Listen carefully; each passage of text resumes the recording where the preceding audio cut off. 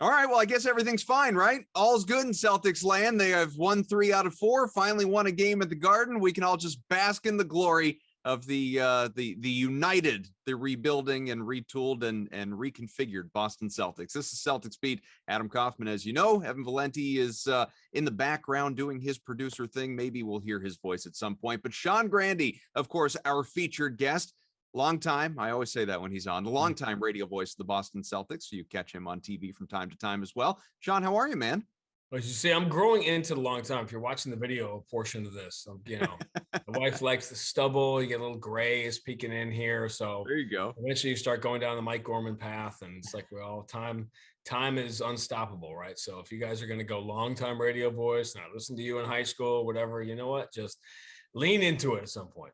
But you know what? Because we're seeing all of these, it being what, year 40, 41 for Mike, and Mike was just on the show. It was either last week or the week before, I don't remember, but he was on very recently. And now, especially on TV, obviously, and the fact that he's recognized by the Hall of Fame now, the Kirk Gowdy Award, we're seeing all of these videos over the decades of Mike, and he is a man who has gone through many looks. We haven't really, you've pretty much looked the same since you arrived in Boston. You've gotten a little bit older. That happens. You can't beat Father Time, but your general look has stayed the same. Maybe you need to grow a beard or a mustache or a goatee, something just to mix it up. I'll do that during the summer sometimes when I'm not working, like when I don't have TV or I don't have any kind of job. I'll kind of let that stuff go in the summer. But Mike had the great dilemma. I remember talking to him about this years ago when, like, he went gray, obviously very early, fairly young. I don't know when you're supposed to go gray, but whatever it was younger than he wanted. So for many years, he was, enhancing, I guess, for lack of a better term. And then he had to make a decision to just suddenly one year go from completely dark hair guy to the sort of natural look. And these are difficult guy decisions. But yeah, he has had many looks. We had an interesting, I don't know, we're already sidebarring way off the topic. That's what happens. That's what happens. Right? It's immediately off the rails. Max, it was at a reunion of the 81 championship team over the weekend. Yeah. And Tiny told him that, and this is where Mike is sort of the answer to a trivia question, Mike and Glenn Ordway. Tiny Archibald told him, well, Johnny Most is from New York. And Max had no idea. And we realized, and I kind of gave him some grief on social media over it, like, how do you not know the history of the team? That, forget, putting aside Brett Auerbach, who's from New York, that basically the announcers, first of all, on the radio side, out of 75 years of Celtics, broadcasting, however long when they started doing the radio broadcast, only 6 years, which were the Ordway years, were done by someone not from New York. It's an entire history of New York there. And then on the TV side, over the air, you had Kirk Gowdy at the start. Gil Santos did a little, but he wasn't like a regular guy. And over the air, you basically just had Kirk Gowdy and Tommy Heinsohn for years. Tommy Heinsohn is Jersey City. He's basically a New Yorker. Kirk Gowdy, obviously from Oklahoma. Mike's always done cable. Mike never did over the air. So on cable TV, and for the 6 years on radio, you've had a Massachusetts guy. But it's funny, the history of, between the Red Auerbach start and Johnny Most and Spencer Ross and Howard David and me and whatever, it's all New Yorkers who've been the voice of the Celtics. You know what it is? Next time that, you fill in for Mike and do a TV game, you don't even have to cut your hair or something like that. Just slick it back. Do a slick back one night. Yeah, do that thing. Fix it up. Yeah, it's you have to make decisions when you get older about like, hey, what are you going to do? Would you rather you want to lose your hair? Do you want to go gray? What do you want? But at this point, the wife likes this. So that's sort of why, as Ime and I discussed last night, if you have a wife who's a bigger star than you and has a higher profile job than you or whatever, we bond over that. But how we can just sort of like hide in the background and do our thing. But yeah, they get to call the shots. Have you asked him? I mean, this is constantly, you know how this works. You're on social media. You probably try and tune out some of the nonsense on Twitter, but you see it obviously. And this was one of the big things when he got hired. It was, the new queen of Celtics land or whatever we want to call it, Nia Long, who at first it was, who Ime Udoka is married to, and it was no. Longtime partner. They've been together for, I don't know, a decade or something like that. I think that they have children together, right? Or at least one, but not technically married. Have you asked him if he's going to lock that down? Yeah, we haven't gotten into that yet. On this, just we sort of ease into the Ime Udoka era, which I'm actually been pretty happy with for a couple of weeks. But you remember when he opening night in New York, we started the segment, and I started talking about where he was on April 28th or whatever it was, 2004. And Ime had just finished a season where he spent part of the time in the NBA, part of the time in what is now the G League, some of the season in Europe, things that were going on in April of 2004. And that was the last time, April of 2004, the last time somebody other than Brad Stevens or Doc Rivers was on the other side of this conversation. That's how long it's been. That's how many thousands of, over 1,000 episodes of the pregame thing with just those two guys. So obviously you got to start from scratch. And we've talked before about the early days of the Brad Stevens one, which were not, that was a little tough sledding at first to try to unlock that situation. But no, we haven't. I don't know how he's managed to avoid it, but full marks as opposed to those of us who ended up, breaking back into jail, getting married again. So when I mentioned Mike, obviously when Mike was on, he was talking about sort of the same kind of thing. I mean, it's a little bit different. He doesn't always do that pregame interview. Sometimes it's Scal, and but typically I think you always do it. I don't think Max ever does it, right? You always talk to Ime, and so it's he was saying it's just sort of getting to know Ime a little bit as a person, and that off the air, he'll smile, is a little more jovial.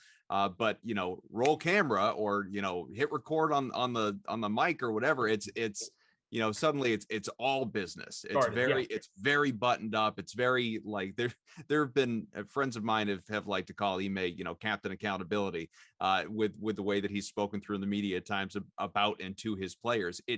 What is that like? Is there kind of a gruff exterior as you're trying to sort of get to know him and do these interviews, a la getting to know Brad very early on, even though obviously we're talking about two totally different types of people? Of course it is. That's the early, and that's, it's very, very super early. I think he was, I'm sure he'd tell you this. I think Ime was prepped a little bit by his predecessor about what I do and the way we do it, which is that, I'm going to drag guys kicking and screaming into making this entertaining. And you guys know, if you listen to the show and you've heard me on here before, you listen to Brad, that by the end with Brad, I was the one who had to bring him back in because he just wanted to go, indiscriminately crazy some nights and just start talking about wild things. I was like, all right, there's the role reversal that went on over the 8 years was pretty stunning.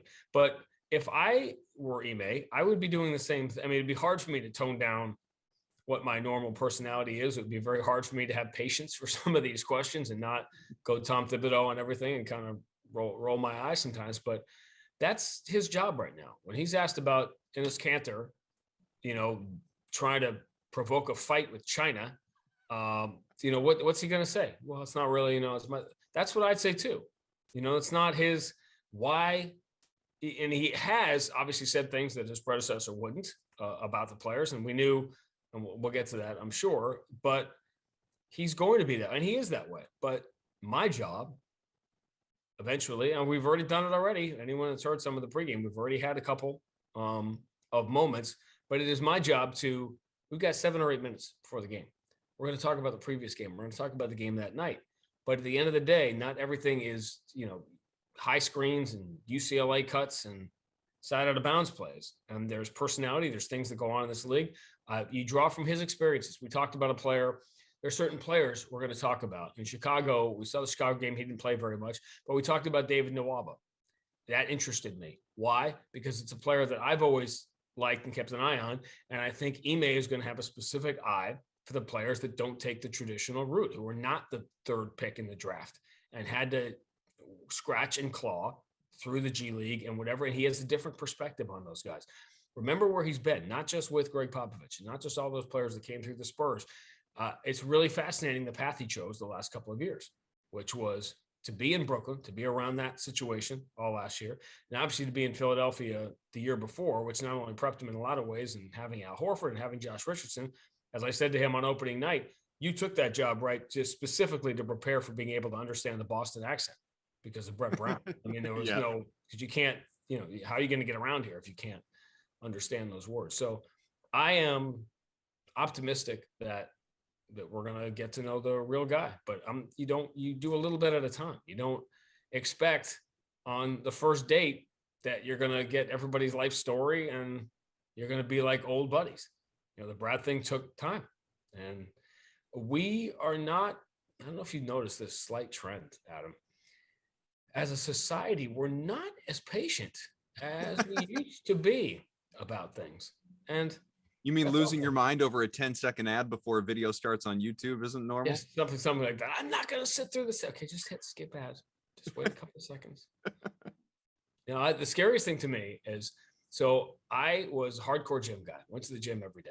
And then the pandemic started and I have not been, at the hotels. Yeah, but I haven't been back since. And I bought myself a little weight set a year and a half ago, and I do my stuff in my house. And I used YouTube videos, right, for the music that I would use. And what terrifies me is not just the ads that come on before the songs, but it's literally whatever you were searching for the night before on a different device. Mm-hmm. And it's like, oh, you're in the, if you're shopping for a new laptop, I'm like, how the heck, you know what? Let's just move ahead to the next Kesha video. And Big Brother's always there. Yep. Frightening. Yep. You know what the real bad one was that I ran into the other day? This a total aside, and then we'll get back to Ime and talk about the Celtics team a little bit. But this one unreasonably blew my mind, Sean. We were at my in-laws. This was, I don't know, a month or so ago, whatever it was. And I ate a cookie out of their pantry, and it was one, I don't even remember what kind of cookie it was at this point, but it was not like Chips Ahoy. It was, it was whatever. I'd have to find it. It doesn't matter. A cookie, whatever brand name cookie. What the hell? They don't sponsor the show anyway. Whatever brand name cookie that I ate. I didn't talk about it. I didn't say anything about it. Certainly didn't search on my phone like, where can I buy these? I simply grabbed a cookie out of the pantry and ate it. End of story. Okay. I just grabbed the cookie. And later that day, I have an ad on my phone for that cookie, for that brand cookie. Didn't make it. I mean, that's next level. Like, it wasn't even at my house. Like, where it didn't make any sense to me. I like people that don't want to give their credit card numbers online or whatever. Like, everybody, like, Putin has it. You got it already. Like, don't kid yourself to think that there's any more privacy is a thing anymore. That really exists. Privacy is a relic. We played a preseason game. You'll probably remember it. I think in Chapel Hill, North Carolina, a few years ago. And when we got off the plane, I'm on the bus and I got an ad for the hotel that we were going to. And we stay, that's like high level privacy and security. Guys use different names or whatever. And yet my phone knew which hotel I was going to, even though that was not public information and I had never made the right. So it's frightening. Learn to live with it. So your phone should probably tell you why Ime hasn't gotten married yet. You know what? I'm probably going to get something on my phone later today about the weight set that you bought during the pandemic. Yeah, I understand you asking questions about So my biggest fear is that when it suggests, my concern is that it suggests like, now I'm like, oh, do I want to pick that video? Or I want the workout to that song next, because then it's going to suggest other songs. Like, I don't want it to think that I really like that music.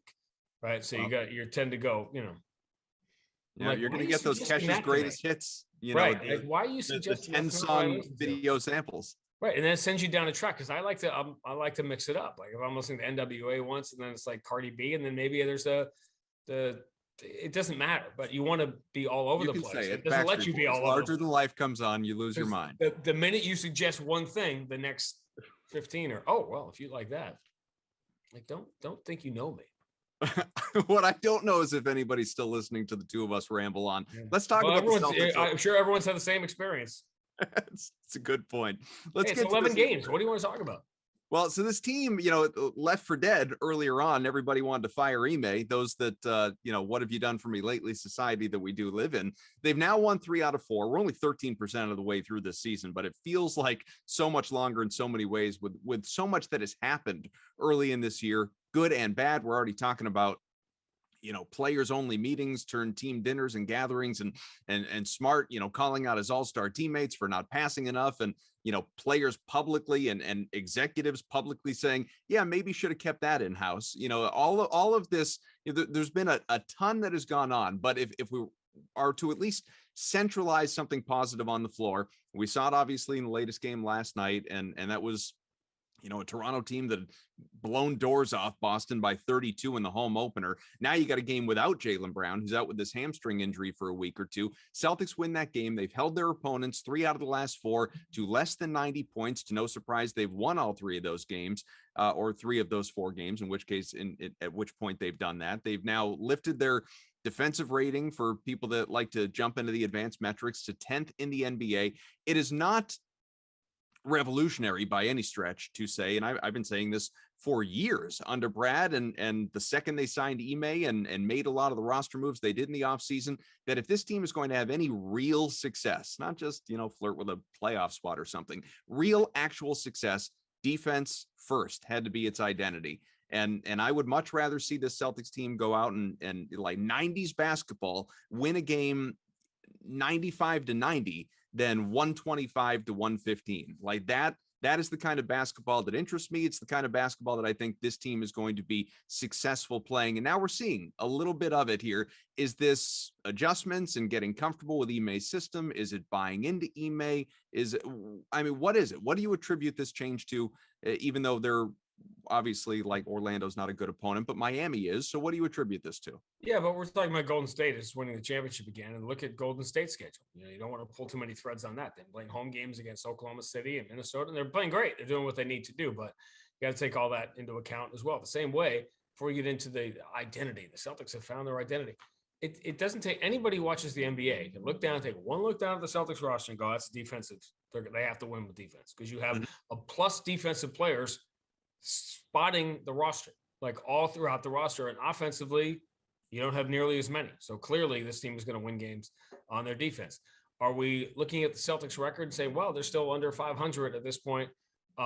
Let's talk about the road games. Let's talk about the fact that you could play that game in Washington 20 times and the Celtics are going to win it 19 times.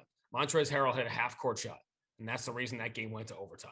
I mean, that was the fluke of all flukes. You've lost games on the road. You're 4-3 on the road, and your 3 road losses have been in double overtime at New York, the double overtime at Washington, with Harrell hitting a half-court shot, and Luka, jumping backwards and sideways out of bounds like he was doing a dare, right? Like, I'm going to try this blindfolded, jumping backwards over my head, not old Larry Bird McDonald's commercial. Yeah, nothing but net. It happens. So the problem was the home games, and specifically two horrific quarters in those home games, which, again, when you're looking at numbers and defensive rating and stuff like that, you're still so early enough in the season that basically 2.5 bad quarters, the fourth quarter against Chicago and the last quarter and a half against Toronto in the home opener, that's still accounting for 5, 6, 7% of the season. And the Celtics were like the worst team in NBA history during those quarters. So here's I don't call it the dark, seamy underbelly of sample size, which is everybody waits to get to 10 games, right? Okay, it's 10 games. Let's jump into that. But as Brad learned this pretty quickly, sample size is a myth, because really when you get to 10 games, you're just talking about the way it's trending over the last couple. And what do the 10 games mean? Do the games last week in Florida, are you looking at those the same way you looked at the opening week games when the Celtics were, are you going to look at these games now the same way you're looking at a team that's been playing together for 20 or 25 games? Celtics did what they had to do. They upgraded the roster with veteran NBA players, with Richardson, with Schroeder. You can play that Jabari Parker offensive card when you need it, when you fall behind. You've upgraded the roster that way, that we talked about all last year, right, in terms of age. But it's still a brand new team and guys fitting together. I think the real issue as the season goes on, people are going to realize this start for the Eastern Conference is not a fluke, that there aren't like a bunch of 60-win teams in the East, but there are a lot of 45, 46, 47-win teams in the East. And getting just to the play-in is going to be no easy. I mean, Detroit, Orlando, and maybe, depending on how you feel about Cleveland, and whether that, I don't think there's any fluke to the Washington start. I think they're a deeper team than they've been. They've got veteran guys here. Dinwiddie's going to help them. Caldwell, but like they're going to be around. The Cleveland thing, I'm not so sure, because they're so reliant on young players and they got the Sexton injury. I'm not sure they can hang with the rest of these East teams. But Milwaukee's going to be better. Atlanta's going to be better. Philly is going to have their drama. But there's 9, 10, 11, maybe 12 play-in, play-off caliber teams in the East, and that is going to be the problem. Isn't the Celtics will eventually figure out defensively they're not going to have games like they had at home against Toronto and Washington. The problem is you already had them, and you lost home games to Toronto and Washington, which is going to hurt you in March and April when you're headed towards the home stretch. And are you going to be sixth or are you going to be seventh? And that makes a big difference in the East. Let me give you some bad numbers. Some bad numbers here for Jayson Tatum, who, again, he was solid against Toronto in this last game. Good all-around game for him in general. Again, raw numbers like 22 points, dozen rebounds, 7 assists. People are losing their minds at the 7 assists. They're going crazy, but nobody's talking about the 8 of 24, Sean. Now, maybe you were on the broadcast, but to, like social media, nobody's talking about the 8 of 24. He is now shooting 39% from the field. He's shooting 33% from 3-point range. He's shooting 76% from the line. These are all career worst numbers. I know it's only 11 games. There's a long way to go. He's a notoriously slow starter, not this slow, but a notoriously slow starter. I'm more concerned about, and I know the guy's under contract. He's not going anywhere. I'm not worried about him asking for a trade tomorrow or something like that. But you start to look at a guy's body language sometimes, and he just, does he seem unhappy out there on the floor? Does he seem off to you in any way early on this year? Well, it's funny you'd ask, because I thought last night I was really, and I don't want to say I'm not a Jayson Tatum critic. I just have found myself almost from the start holding him to an unfairly high standard, because we all know what Jayson Tatum is, what he can be, and that obviously he's going to be one of the elite players in this league. So I've always looked at him a certain way, and again, unfairly held him to a higher standard, including last year when, again, this is a separate issue about that we can talk about not traveling with the team. I don't think we took into consideration as much the COVID stuff that he was dealing with last year, because we were not traveling with the team. It's a subtlety, but it's very significant in how Max and I do our job and how this job should be done. But I was very high praise of Tatum in the Wednesday night game because he wasn't shooting well. And not only was he not getting frustrated, he was moving the ball, he was rebounding. And one thing, and I'm going to make a complete inference here, we wanted to talk to him after the game. I figure 8 of 24, finally, Abby will take somebody else for the post-game guest on TV. And there she goes again. I literally couldn't believe it. I'm like, when are we going to talk to Jayson Tatum if not after an 8 for 24 game? It's just the way it works out. Like, come on. Flirted with a triple-double, though. Anyway, so I'm going to make the inference that there was a conversation between him and the head coach about complaining to the officials, because he was not doing it last night. He wasn't doing the wild, because I don't want to see Jayson Tatum is so good. He's going to be so iconic in New England that you're going to see kids out on the playground. They drive around the playground. You're going to see kids when they drive to the basket, throwing up their hands when they don't get a foul call or whatever, because he was doing it just too much. And the officials noticed it, and they're human beings too. So I loved how he held it together last night when he got hit a couple of times and just went back and played defense and made plays. And I loved it. And he had to be that guy last night without Jaylen. So I was all in on the game Tatum played last night. I think he's had a rough start shooting. You look at the shot selection, he's going to make those shots. Jayson Tatum, for most of his rookie year as a 19-year-old, was leading the league in 3-point shooting for a lot of that year until the end. Not only am I unconcerned about Jayson Tatum shooting 39%, to me, it's a progression to the mean deal where you got a lot of 11 for 16s coming up when the Celtics need him. Is it going to be harder? It's going to be harder. Of course, he's the guy now. He's the number one offensive weapon on a team that might not be elite offensively. So tons of attention. That's what the focus has been with him, is playing through double teams, especially with Jaylen out. And I think guys are going to make more shots. I don't think the Celtics are going to have a team that lights things up offensively, but Marcus is not going to shoot 26% all year. Al Horford, I know what people are thinking when I say that, it won't happen. Al Horford, by the way, who's been amazing. Al Horford is 10 of 40 shooting three. I mean, Al Horford's had a bad start shooting threes. Schroeder's been okay, but guys are going to shoot. They're going to shoot better as this goes on. A lot of us have screamed about the free throw thing, obviously, with Jayson Tatum, and the coach has talked about it. He's talked about it, wanting to obviously get to the line more. I mean, this is a guy that in a perfect world, we'd like to see averaging 6, 7, 8 free throws a game. And I don't know if Jayson Tatum's ever going to be that guy. Hopefully he will. He's very young. I'm not saying he can't be. I'm not totally sure it's in his game. It's in his demeanor, his mentality to to be that guy that consistently goes inside, looks for contact. It's one thing to get contact, but looks for contact, tries to draw contact. And I was having this conversation earlier today with a couple of people about how,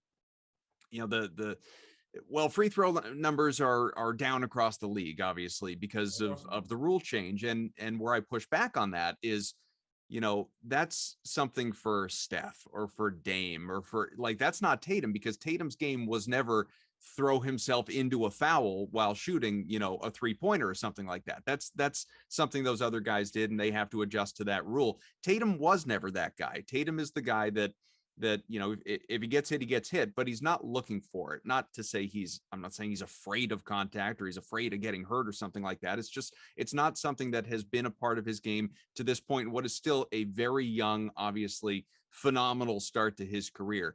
But do we see that evolution? Does it, as you're watching these games up close, as you're watching him night after night, does it bug you, not seeing him getting to that point, just that specific element of his game a little bit more? Well, is he settling is the question. Is he settling instead of driving? I haven't seen a lot of that. It's about a third of the shots he takes are threes. So how much is he going to get to the free throw line there? He's getting double teamed a lot. That's going to take drives away. It's going to be another guy. It's going to be for him to find other guys, and they're going to get fouled or not, at the rim. Everything's a situation. With Jayson, of course, you want to see the number go up. I think him getting more respect from officials, I think that is an evolution in progress, as we talked about with the constantly showing up the officials and complaining about not calls. I think what's going to happen is if this trend continues where he stops complaining, I wouldn't be surprised if the numbers start to go up and get more calls when that happens. I know I'm not supposed to say that, but that's how real life works in the NBA. So I think that's all part of. If Jayson Tatum were averaging 2 free throw attempts a game, I would say this is a real problem. But sitting near 5 or wherever he is right now, when you probably want him at 6 or 7, given the number of threes he's going to take, sure, you want him to take 10 free throws a game, but he's got Jaylen Brown on this team.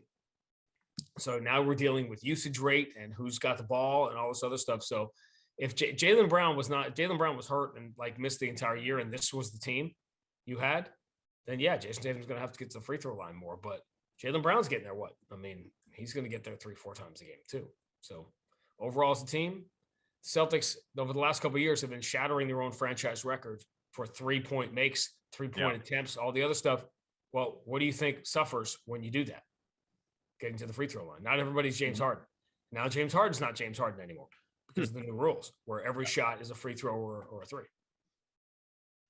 In talking about Tatum, because you mentioned obviously double teams and passing out of them, we saw some instances of that last night where it looked good, passing out of a double team, finding Langford, for instance. We're seeing a little bit more of that.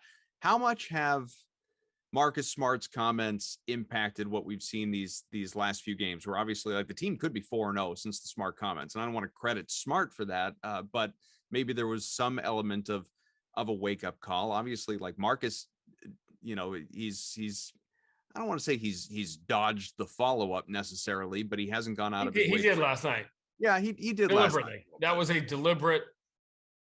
I'm not going to answer it. I'm just going to ignore your question. Yeah. Which is what he did. Yeah. I don't blame him because I think he felt burned. I didn't talk to Marcus about it again. Not traveling last week. I didn't talk to Marcus about it specifically because I really felt that should it have been said in that environment? No, I'll go along with the crowd and say no, probably better that it wasn't. But it's funny. You got to watch everything's in context. Context is king, right? Mm-hmm. You got to ask the question. He answered it honestly. He wasn't calling out Jayson Tatum and Jaylen Brown saying, these guys have to go. He was analyzing basketball and simply honestly answering a question. He was saying, well, this is what has to happen. He wasn't wrong, by the way. He wasn't. Not only was he not wrong, he wasn't saying because that was talk shows do what the talk shows do. That's their job. Okay. If Jayson Tatum's job is to get to the free throw line, that's his job, right? You have a job. I have a job. We all have a job. A talk show's job is to extract potential controversy out comments. You don't want it in context.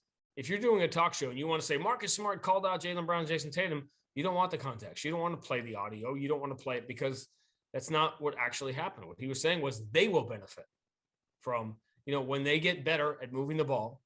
We all get better as a team at moving the ball. It's going to make it easier for them. Of course, he wasn't wrong, and nor was he really calling them out. He was saying something that, and by the way, when Jayson was asked about it and finally talked about it, he said the exact right thing, which is, yeah, we already knew that. They knew it. Did it have to be said? I mean, I get it. It was a team dinner. It was a team meeting after that, and everybody got together. Okay, you want to over dramatize things?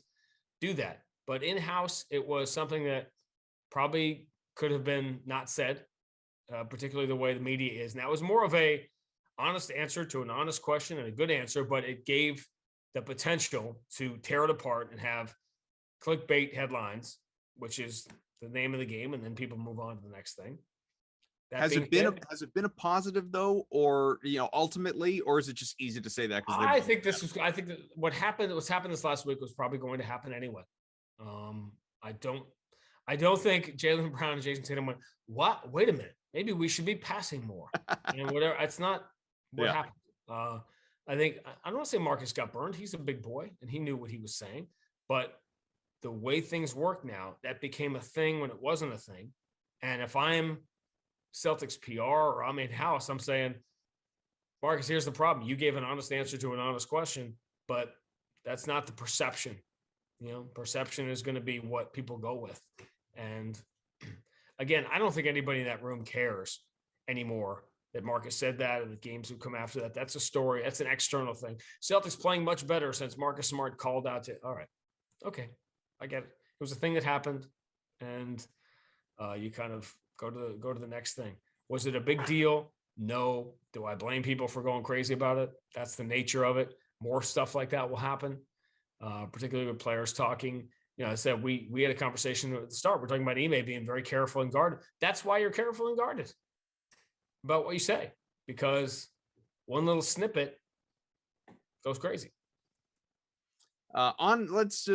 With Ime too, because I was going to get to this later, but you brought him up. Let's talk a little bit more about Ime, because it relates directly to Marcus Smart. So we all know at the beginning of the year, even before the start of the season, obviously, when Ime Udoka was talking about naming captains, it came down to 4 guys, and he said he was probably going to have 2 captains. It was Marcus Smart, Al Horford, Jaylen Brown, Jayson Tatum, and everybody started to debate, who should be the captains and all of that. And then, things sort of spiral a little bit between Smart missing that flight and obviously getting suspended a game. Not exactly the best show of leadership, even there in the preseason. Like, that's the inference. I don't personally care, but that's the inference, obviously. And like you said, talk show fodder and all of that. Al is not necessarily, he's an unbelievable, leader by example. He's not necessarily the most vocal guy. You could talk about Brown and Tatum in certain ways as well. Nobody would scoff at any 2 of those 4 being named captains.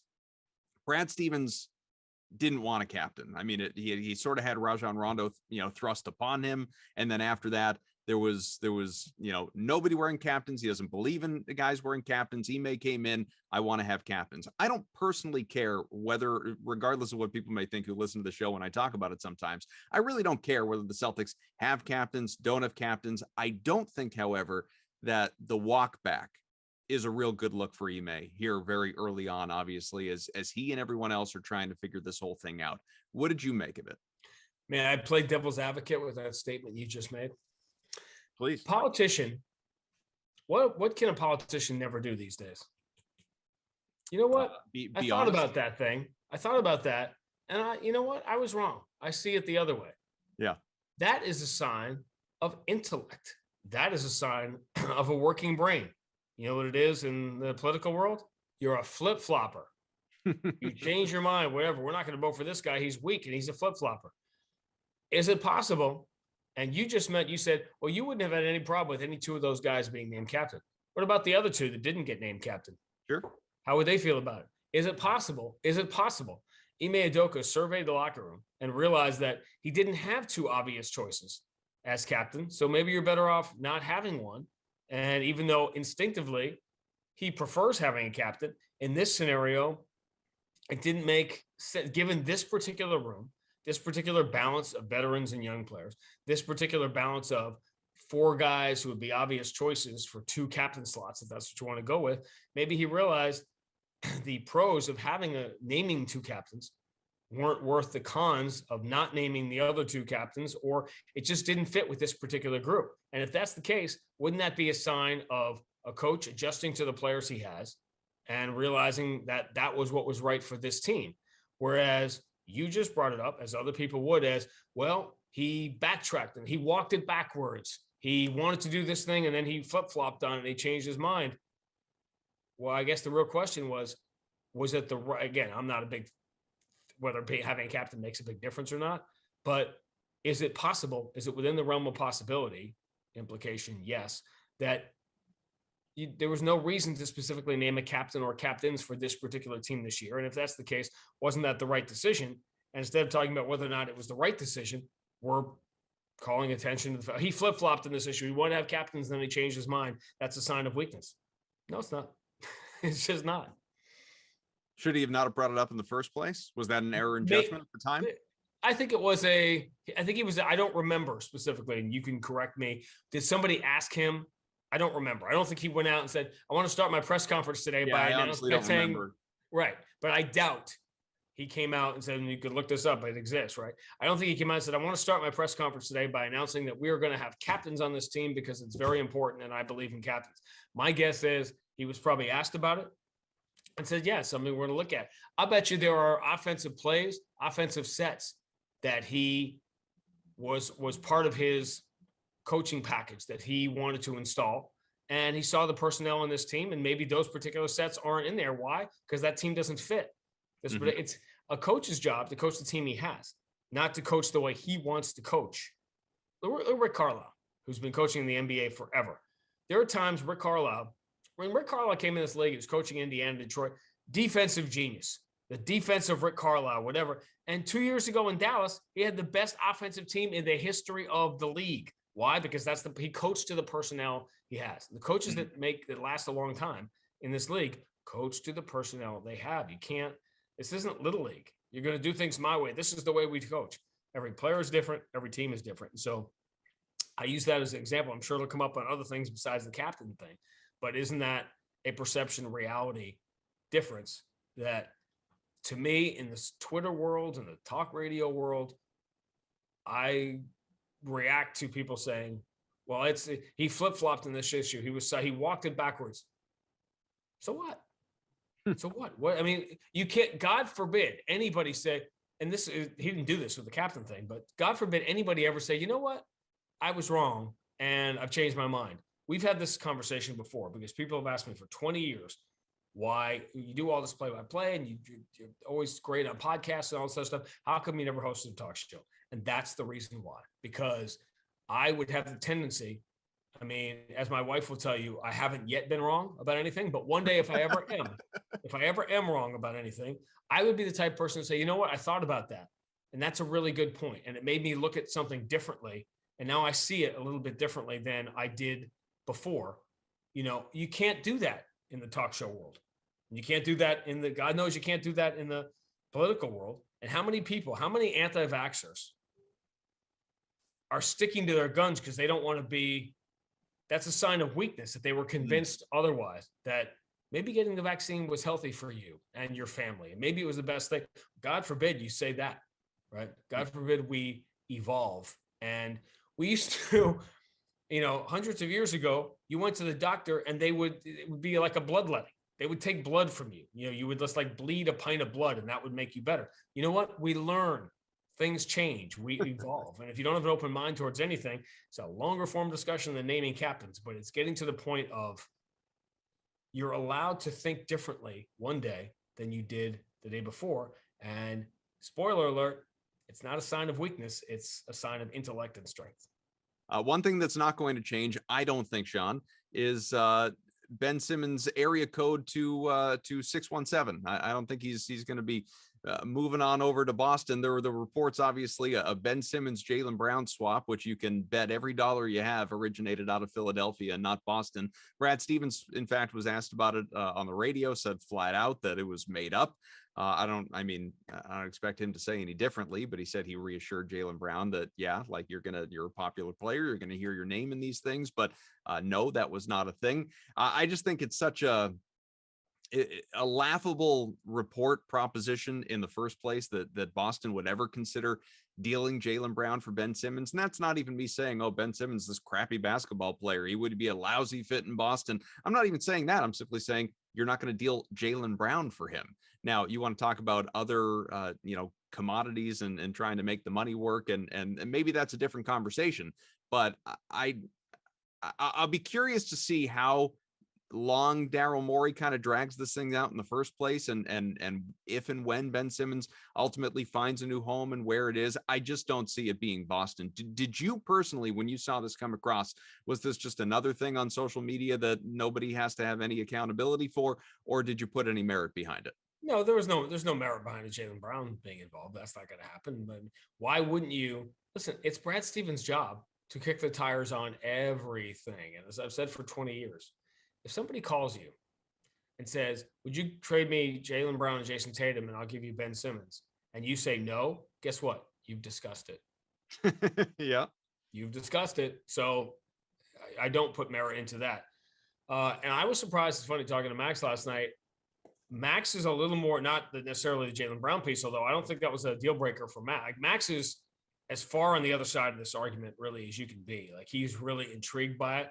The wild card here is, of course, Ime, right? Who was with Ben 2 years ago. Mm-hmm. I am on a surface standpoint, because listen, we're barely around our own team now, let alone the other teams. You really don't get a feel until you're around players. You don't know a player when he's on another team. But from a surface optics standpoint, I am deeply concerned by what's happening now. Not the stuff that was happening on the floor, obviously last year, and I'm not wanting to shoot all those things, but I'm not going to talk to your health professional and all these games that are going on, with the agent about just trying to get paid and all the other stuff. All these things are really concern me about Ben Simmons. We know what he can do basketball wise, but I was surprised that, Max sort of drooling over the talent, which everybody thinks, Kyrie, everybody thinks that when a player who's had issues comes to their team, the issues go away. Yeah. Doesn't work that way. So I'm certainly not in favor of breaking up the Jaylen Jayson thing.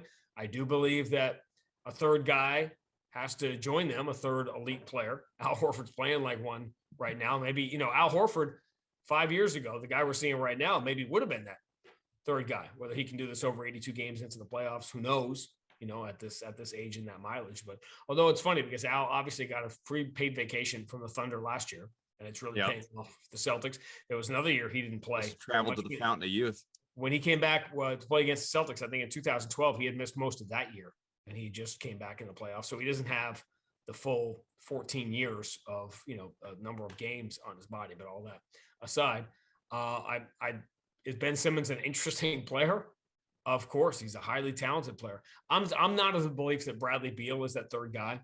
I don't think that fits. I think it's got to be a big, and Ben Simmons is he's almost a big, the way he is and the way he plays and the way he rebounds and whatever. It's an interesting look, especially when you get Toronto. Toronto had Siakam playing center last night. They just have loaded up on these 6'7" athletic guys, and that's the way they play, and they're a tough freaking out. I mean, that's the Eastern Conference is going to be a lot of nights like that. These games are going to be tough to win. There's going to be very few nights like Orlando and whatever that it's going to be tough to win games in the NBA. You're going to see a lot of 18-point leads get away. I thought I was so smart saying, well, home court advantage is going to come roaring back this year because the fans are back, and it's been the opposite of that, particularly in places like Boston or Orlando, other places that teams, Toronto of all the places in all the world you thought would get the big boost finally going home from Tampa, and Toronto hasn't played well at home. So that turned out to be nonsense. Every year when you start fresh, it's good to have experience. It's good to have knowledge of the way things used to be, but don't get too locked in because there's always a constant evolution and the game is always a little bit different than it was the year before. You've mentioned it throughout here a few times, just the sort of, wonky year plus, obviously, that it's been for you, been for everyone here in the pandemic, but everyone's careers are a little bit different. For some, it's perfectly fine to work from home. I can work from home for the most part, unless I got to go into the studio to do, a couple random things here or there just to have it look nicer on camera. But, for you as a play-by-play voice, and we spent some time talking to Mike Gorman about this as well when he was last on, calling a game off of television versus just being able to see everything that maybe the camera is not picking up. It's a drastically, to use a bad cliche, you're doing the game with a hand tied behind your back. It's a totally different approach. I imagine you're obviously the one out there doing it, but now, as we talked off air a little bit, you're kind of in this hybrid capacity. Sometimes you travel, sometimes you don't. I mean, what has all this been like for you? Well, professionally, it's horrendous. And I always say that, particularly when we were deep in the heart of the pandemic at the start. When people ask me, well, it's terrible. And you say, yeah, it's absolutely terrible. It's a brutal way to do games. It can't be done. And you have to put the asterisk in, but there's a pandemic going on. And the problems of play-by-play announcers do not matter at all in the grand scheme of life. It's just the way everybody's had to adjust. That said, now that we're at the point where a lot of entities have choices to make, I think there are people behind desks whose job it is to count beans and to look at dollars and cents, eyes are lighting up at the potential of saving money. And quite frankly, there are announcers in the league that got used to being at home and realized that there's not as much, as bad as the product is, it's not as hard on your family. It's not as there are pros from that standpoint to not traveling. And so there is, I don't say momentum, but there's impetus on one side to kind of hang with this as long as possible. But it's a brutal way to do games. When we started in the bubble and the playoffs in 2020, Max and I were in the Celtics locker room. Everything was coming directly from Orlando. We had 6 or 7 different feeds. We had scoreboards. We had everything. Now, and that dropped off last year when we started doing the games remotely at the flagship radio station. Said the Garden wasn't available anymore because the Bruins started playing again. So we couldn't do games at the Garden. So that was a downgrade, and we didn't have nearly as many feeds. But last year, the league was making a bigger effort to make sure teams had feeds that they could do games off of. I'll tell you funny, ask me about a game against the Nets last year and the adventure we had with that. That was a downgrade. Now this year, the mechanism is not really in place to do games remotely, particularly from our standpoint. So we're getting, you might get a feed. We've been trying to do some games this year where we weren't traveling, where the feed is coming in, the audio and the video don't match. Anyway, the mechanism is no longer in place. The message is, we're back to normal. Go do what you used to do, which is I understand for some people it's difficult.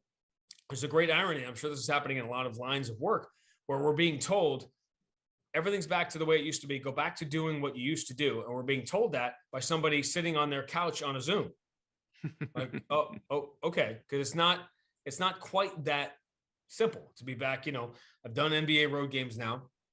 I've been traveling for MMA. I've been traveling overseas to do some MMA shows, and it's not what it was. There's a lot more testing involved, and there's vaccination rules, and there's the scariest part of doing these shows overseas isn't the fear of testing you have to test before you can travel. And you obviously have to be fully vaccinated and all that stuff. The nightmare scenario, as you can imagine, is testing positive while you are there. Yeah. Because then you can't come back. And you're talking about being stuck in London or Dublin where I was, or at one point they'd asked me to go to Moscow, which didn't happen, but you could be stuck there and not able to come home if you test positive while you were there. So that's the one where you're really like, fingers crossed on the testing and all the other stuff. You cannot do the job I have cannot be done properly if you're not around the team and you're not traveling with the team. I understand the momentum towards it, that it can save a little bit of money. It's not on our side. There isn't as much expense that goes into the radio side as the TV side. You can save some money by not traveling, but you're not doing the job if you're not traveling. Last year was Max and I have been doing this for 20 years. We have access that a lot of people don't have, where I was able to, I'm able to text people right before a game if I need something answered or whatever. We had a situation in the league with a veteran announcer last year who did the entire season, never met the new head coach, never met him. You can't do the job this way. And I'll give you the perfect example. This is the number one example that I use. There's a million of them about the conversation. This job it's about a conversation you have with a player on the bus. It's about a conversation you have in a hotel, waiting for an elevator, waiting for the luggage. It's a season-long thing. It's not as dramatic as baseball, where you're doing that literally every day for hours. But there is a thing about being around the team. There was the game last year in Washington. Maybe we talked about this and maybe we didn't. Jayson Tatum had a rough game. It was the Valentine's Day massacre. They'd come back from the West Coast. They had to go play an early game in Washington on a Sunday afternoon and just got smoked. At the time, the Wizards were like 2-20. They had the bad start. So it really looked worse than it was. Jayson Tatum had a bad game, arguably one of the worst games he's had in the NBA. And I said something pretty much along the lines of, this is the worst game Jayson Tatum's ever had in the NBA. And it was just calling what you see. Yeah. And I went home that night. I'm like, man, was I too hard on him? They were like, no, he was terrible. It was, you did it. You just did what you always do. You called the game right. It wasn't a personal thing with Jayson. It's like, a guy doesn't play. A guy drops a pass. You say he drops a pass. You're not worried about his older sister going on social media and saying, how could you say my brother dropped the pass? Because he dropped the pass. He'd be the first one to tell you that.